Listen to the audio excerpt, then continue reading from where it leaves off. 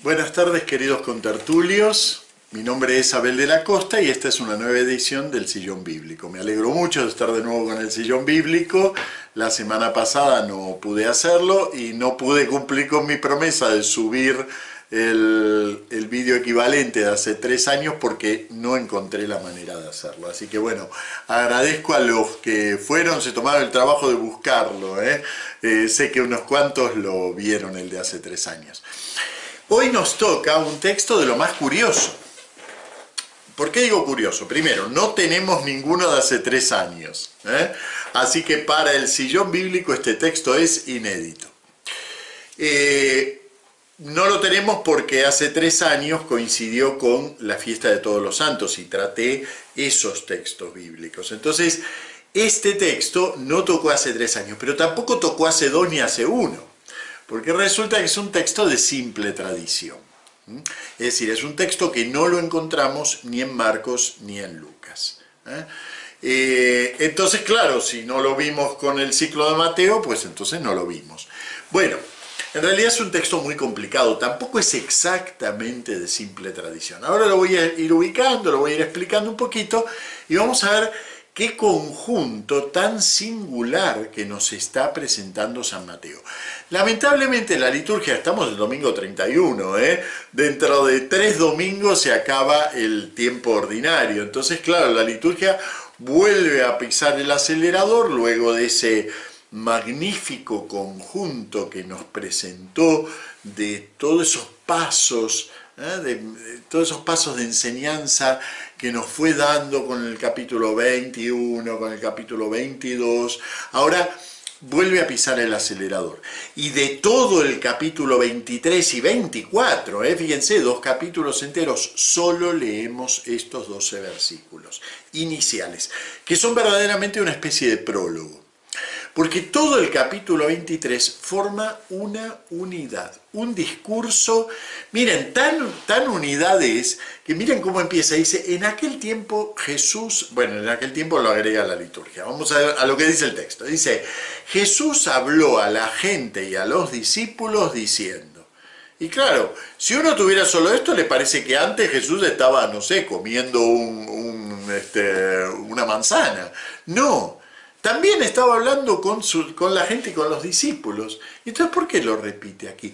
Precisamente porque de este modo San Mateo nos marca el inicio de un nuevo conjunto. Aunque los interlocutores siguen siendo los mismos, realmente comienza otra cosa.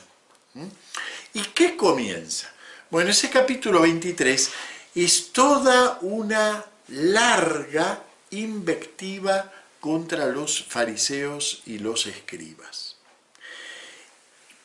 Invectiva contra ellos, pero también toda una enseñanza sobre lo que debe ser la iglesia. Todo este capítulo tiene un doble carácter. Técnicamente diremos que es polémico y parenético. Parenético quiere decir exhortativo. Polémico y parenético. Es polémico porque frente a un grupo, fariseos y escribas, define otro grupo, los nosotros, la gente, los discípulos, el propio Jesús. Es polémico, pero también es parenético, porque exhorta a formar la comunidad, un poco en contraste con eso que vemos en este grupo polémico, a formar la comunidad de una manera nueva, distinta. Esto es muy claro en el prólogo que leemos hoy. Fíjense, dice, bueno, los fariseos y los escribas hacen esto, todo lo que hacen es para que los vea la gente, buscan los asientos de honor, etcétera, etcétera. Vosotros, en cambio, no os dejéis llamar, ¿ven? Polémico, aquello hacen aquellos, parenético, vosotros haced esto. Bien. Ese doble carácter que tenemos en el prólogo de hoy, que es más o menos la mitad del texto es polémica y la mitad es parenética, lo tenemos en todo el conjunto del capítulo 23. Yo cada vez estoy más convencido que la liturgia debe ser un aguijón para llevarnos a leer el Evangelio y no una anestesia para creer que ya lo conocemos. Entonces, claro, nos pasan estas cosas. Con solo el prólogo nos conformamos con lo que Jesús enseñó en general. Y cuidado, porque todo el capítulo 23 es una gran polémica con una gran paréntesis. Y deberíamos conocerlo completo y deberíamos gustar sus contrastes y su fuerza, e incluso su polémica a veces muy agria. Bueno, pero vamos a una cuestión que los exégetas tratan, bueno, yo les diría con bastante cuidado en la actualidad. Le preguntamos al texto de San Mateo, ¿tiene razón toda esta polémica? ¿Realmente eran tan malos bichos los fariseos y los escribas? Les voy a leer un fragmentito de un exégeta contemporáneo, Ulrich Lutz, un gran especialista en San Mateo. El libro es muy reciente, pero yo les diría que esto resume lo que piensa la mayoría de los exégetas en la actualidad. Yo mismo les diría que estoy 100% de acuerdo con lo que aquí dice, ¿no? Entonces él dice así, dice, Mateo 23 es, con sus denuncias y sus juicios globales injustificados sobre letrados y fariseos, un capítulo que, como dijo Montefiore, otro exégeta, ¿no?, es antipático y descortés con el judaísmo, porque olvida totalmente los aspectos buenos de los fariseos. Con la terrible experiencia del Holocausto caímos en la cuenta de que este capítulo ha contribuido notablemente a la imagen cristiana distorsionada del judaísmo. Menuda crítica, ¿eh? Bueno, pero es palabra de Dios. Cuidado, aquí ya nos enfrentamos a ese error garrafal en la lectura de la Biblia, que es creer que palabra de Dios quiere decir que Dios le metió las palabras al agiógrafo en la cabeza. No, el agiógrafo está imbuido de una problemática, de un lenguaje de la época, de unas polémicas. Él no sabe nada de lo que va a pasar con este texto. Esta polémica forma parte de la polémica de San Mateo en su época, en los años 80, en un judaísmo que era el gran enemigo de una comunidad que acababa de salir del judaísmo y que estaba encontrando su identidad. Y recurría a las palabras de Jesús de una manera creativa, nueva. No sabía lo que iba a pasar después con este texto. Pero cuando nosotros lo leemos, incluso cuando lo leemos como palabra de Dios, tenemos que aplicar el sentido crítico. Estos fariseos y escribas de los que habla el capítulo 23, podríamos decir, son construidos por la polémica. Es como cuando leemos las polémicas políticas, leemos a alguien de derecha hablando de los de izquierda, alguien de izquierda hablando de los de derecha. Mal haríamos si creemos que semejantes bichos existen en la izquierda o existen en la derecha. No existen, son construidos por la polémica, son recortes de la realidad. Y eso le pasa a este texto. Por eso hay que tener mucho ojo y mucha agudeza para leerlo. Y hay que tener cuidado, y sobre todo esto deberían tenerlo los predicadores, de no convertir estas invectivas, esta polémica, en una fuente de saber acerca de cómo era el judaísmo o cómo siguió siendo. Porque no es esta la realidad del judaísmo, ni de ahora ni la de la época. Bien, ahora, esto está en boca de Jesús. Entonces, ¿que Jesús juzgaba así, a bote pronto? No, en realidad no. Justamente tenemos que aprender a leer, Esto está en boca de Jesús, pero recoge de Jesús palabras, frases que seguramente él dijo, como gran profeta que era, se la pasaba polemizando.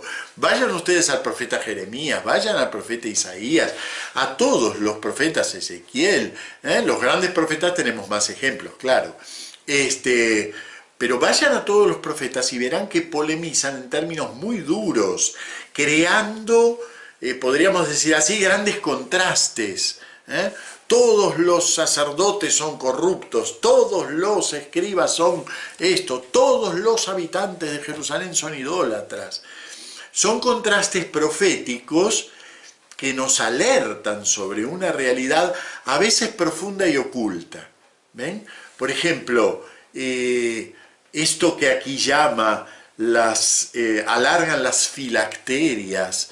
Nosotros, claro, creemos que filacteria es un término técnico judío. No, es una ironía de San Mateo.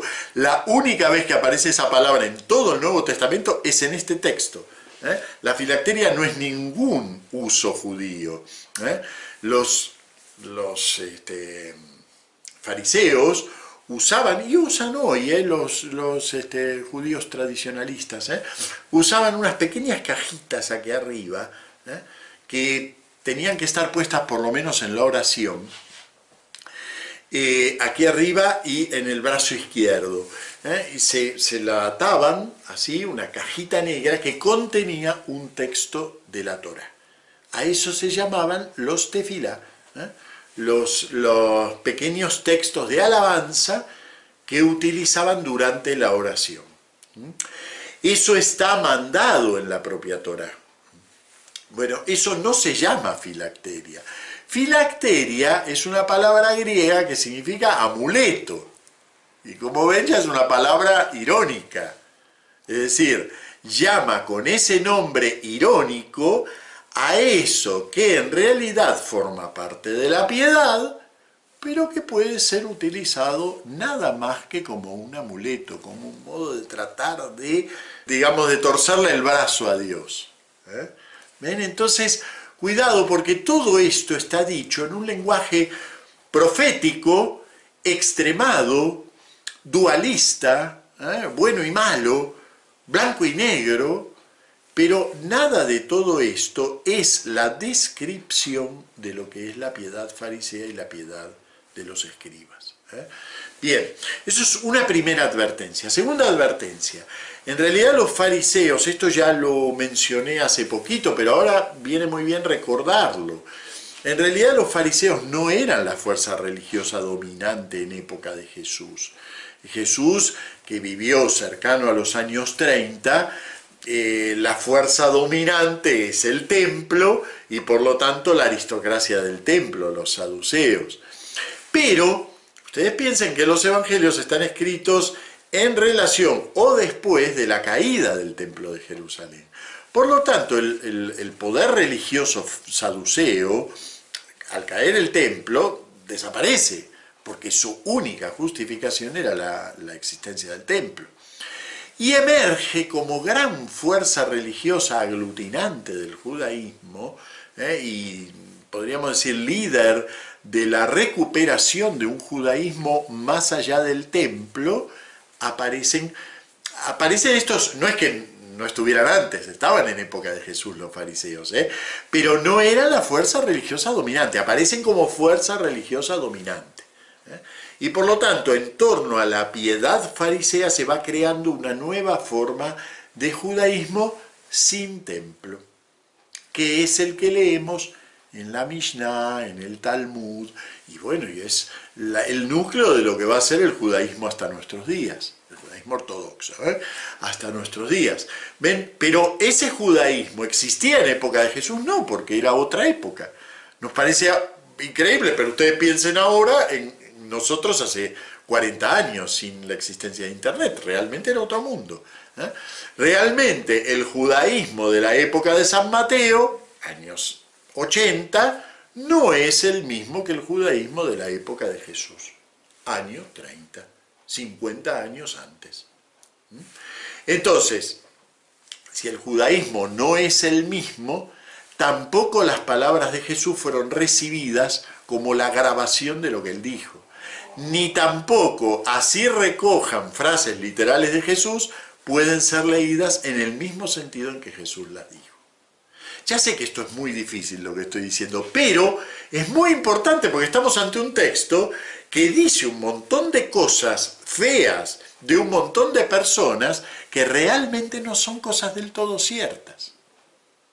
Y sin embargo, como parénesis, es muy valioso. Nos enseña a nosotros, por contraste, a penetrar en nuestras propias filías, nuestra titulofilía. Maestro, Padre, Padre tal, el Santo Padre, su santidad. Tenemos un montón de títulos rimbombantes muy semejantes a los que critica este texto. ¿Y qué hacemos con todos esos títulos? Entonces, si es verdad este texto, si todo eso está tan mal, entonces tiremos también la Iglesia Católica, que está llena de todo esto. Cuidado, al leer los textos tenemos que tender puentes, y los puentes siempre van para un lado y para el otro. Los puentes siempre van hacia el texto y su época, y vuelven de su época y texto hacia la nuestra. Y vuelven y leen nuestra situación. Por eso es muy importante que este texto sea no solo polémico, porque habla de un grupo que está enfrente, sino también parenético. Sirven para que nosotros seamos exhortados a depurar nuestra iglesia y nuestra comunidad en la dirección en la que el profeta Jesús, digamos, analiza la situación religiosa de su momento. Cuidado. Entonces, bueno, ahora sí, después de toda esta introducción, los fariseos eran gente piadosa, y realmente lo eran. De hecho, Pablo es un fariseo, y además se jacta de ser fariseo. Pablo es un fariseo, son gente piadosa, son gente que buscaba a Dios, y lo buscaba por caminos equivocados o no. No, lo buscaba por buenos caminos, porque siguen el camino de la Torá. Por eso es muy interesante esta frase difícil de leer, una verdadera cruz de intérpretes, como se la suele llamar, que dice: haced y cumplid todo lo que os digan. Madre mía, entonces nos tenemos que convertir en discípulos de los fariseos, dice Jesús, y es palabra de Dios. No, cuidado.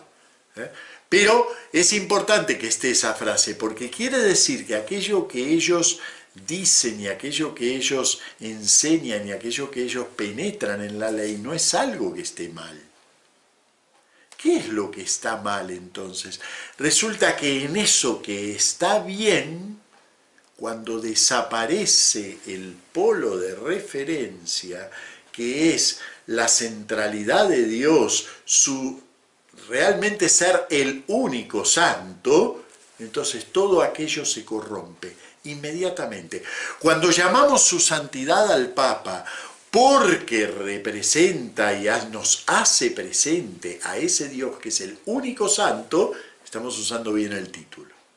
Cuando su santidad se convierte en un repartir horizontal de títulos y olvidarnos que el único santo es Dios, tú solo eres santo, tú solo Señor, cuando nos olvidamos de eso, el título se vuelve idolátrico y en cierto sentido también fariseo. ¿Ven? Eso es lo que nos dice aquí este texto. Dice algo muy importante. Pero no para conocer a los fariseos y decir, uy, qué malos que eran, nosotros somos los buenos. No, ese aspecto es precisamente el que tenemos que tratar de depurar al leer y darnos cuenta que nosotros caemos dentro de esa misma invectiva. Bien, cuando San Mateo escribe entonces, retoma frases de Jesús y las retoma muy conscientemente, Sería muy lindo yo les dejo el link aquí abajo, sería muy lindo que se den un paseo por la sinopsis evangélica del capítulo 23, es decir, por la puesta a 3 columnas de Marcos, Mateo, Lucas. Les dejo la página de la sinopsis del Testigo Fiel para que ustedes hagan una cierta comparación, para ver que no es exactamente un texto de simple tradición, es decir, no es un texto que está totalmente ausente de Marcos y Lucas, pero resulta que en Marcos y en Lucas tenemos sentencias sueltas, la tradición de Jesús, aquello que nos viene de distintos discursos de Jesús. Mateo ha compuesto él un discurso utilizando la fraseología profética de Jesús para actualizar en su época aquello de lo que hablaba Jesús en los años 30. ¿Ven? Fíjense, es muy muy instructiva la lectura del capítulo 23. Nos enseña muchas cosas, nos enseña los límites de la polémica, nos enseña el lenguaje profético, pero nos enseña también los límites de nuestra lectura de los evangelios. Nosotros no somos fundamentalistas, no podemos leer el evangelio como si fuera un dictado o una simple, digamos, toma taquigráfica de las cosas que dijo Jesús. No es eso. San Mateo ha compuesto un discurso muy unificado cuyo objetivo es perfilar una iglesia de hermanos. Porque ese es el objetivo. Por eso este prólogo termina con el primero entre vosotros será vuestro servidor. Y luego trae una sentencia tan conocida dentro del Nuevo Testamento que se halla en distintos contextos: el que se enaltece será humillado, el que se humilla será enaltecido. Es una iglesia, todos vosotros sois hermanos, uno solo es vuestro maestro. ¿Y cuáles son las fuerzas que atentan contra esa iglesia de hermanos? Y las fuerzas aquí están tipificadas en 3 títulos. Y podríamos decir, casi les diría, en 3 ismos. El paternalismo, el hecho de que se genere una casta o una mentalidad de padres en el cual los demás fieles deben ser conducidos tapándose los ojos para no ver todos los peligros del camino, una iglesia paternalista, muy usual por otro lado, una iglesia intelectualista. Esta es muy importante, la iglesia de los maestros. Maestros tiene la iglesia. Yo no me meto, maestros tiene la iglesia.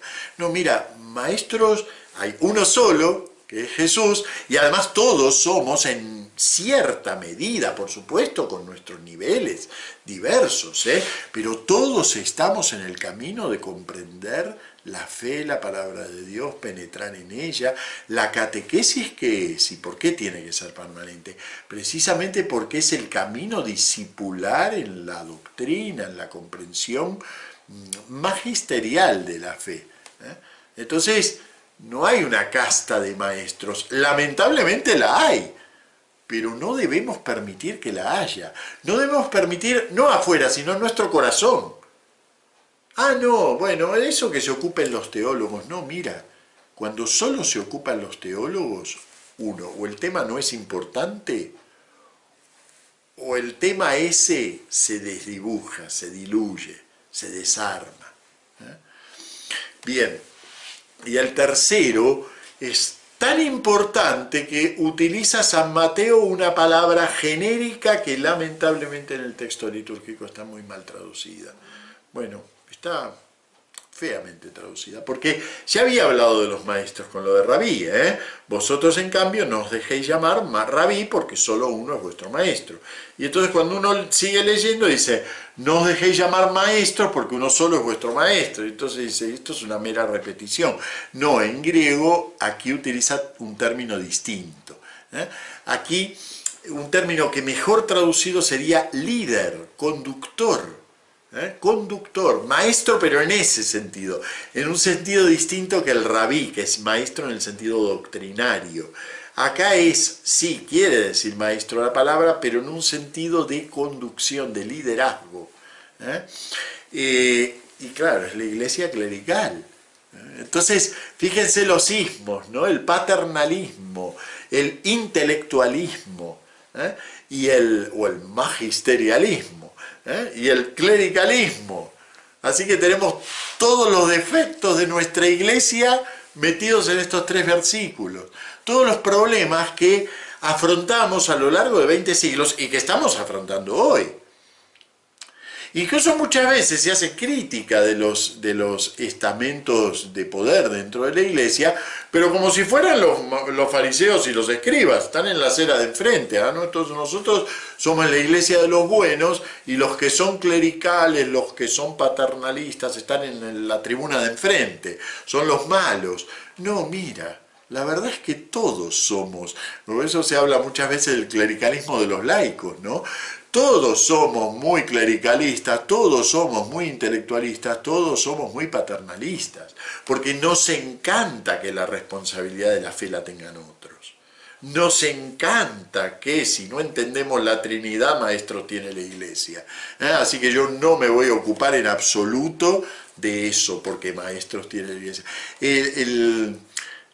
La división esta de los que tienen el poder y los que están abajo es conveniente para los que tienen el poder, pero también para los que están abajo. Entonces, una iglesia de hermanos es una iglesia que realiza una permanente, constante, minuciosa autocrítica. Autocrítica.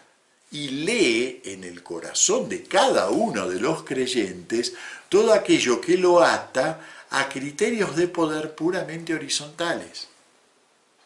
Entonces, que en la iglesia no puede haber jerarquías, no hay ninguna instancia humana que pueda funcionar sin jerarquías, lo siento, ya se intentó, no funciona. No hay ninguna. Y si no, qué sé yo, vean Ensayo de Orquesta de Fellini que trata precisamente sobre eso, ¿no? No existe la posibilidad de la orquesta liderada por un metrónomo, siempre va a haber un director de orquesta y siempre en la tapa del disco va a decir con la orquesta dirigida por, y uno sabe que el violín tocó bien porque es un buen violinista, pero la orquesta es dirigida por. Bueno, la instancia humana requiere las jerarquías porque forman parte de nuestra naturaleza. Pero precisamente este texto de Mateo pone el dedo en la llaga. Mateo es un antijerarquista, posiblemente no. Él es un maestro de la fe. Él es un maestro de la fe. Eso es lo grande de San Mateo. Que él, como maestro de la fe, descubre que todo esto se puede convertir en un ismo. Intelectualismo, paternalismo, clericalismo, todo esto, piadosismo, todo esto se puede convertir en un ismo. Y en el momento en que se convierte, desaparece el verdadero referente de la iglesia. Uno solo es vuestro Padre, uno solo es vuestro Rabí, uno solo es vuestro líder, el Mesías. Entonces, ese es nuestro polo. Y claro, me dirán, pero entonces, ¿cómo hago para...? Bueno, es que es una continua depuración.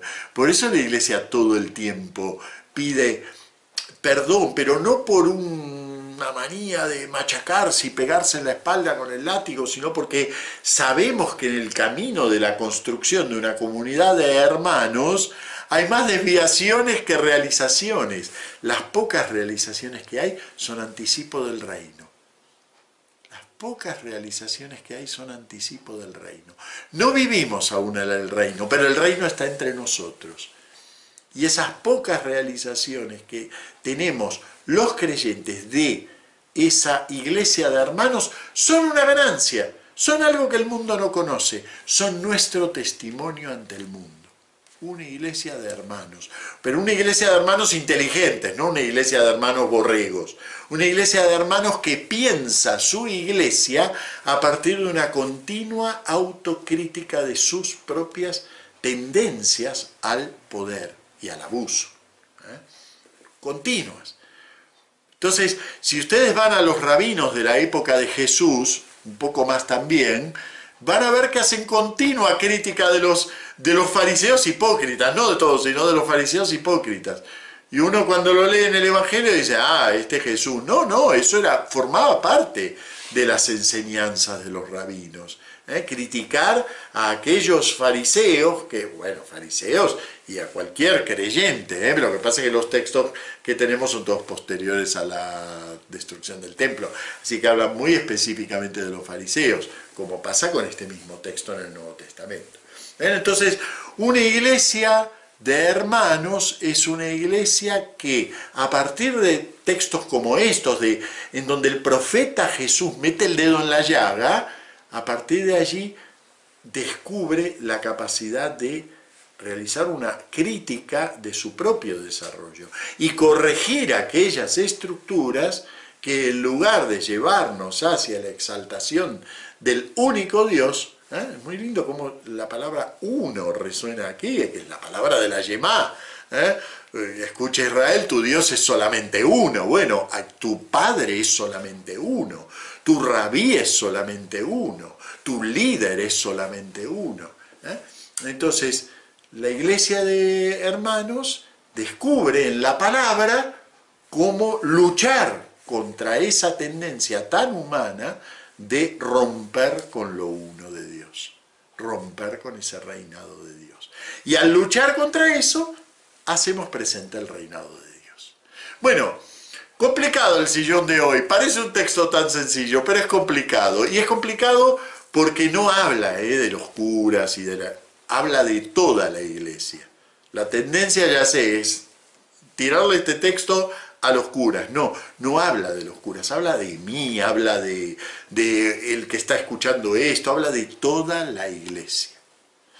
Bueno, nos vemos la semana que viene. Muchas gracias.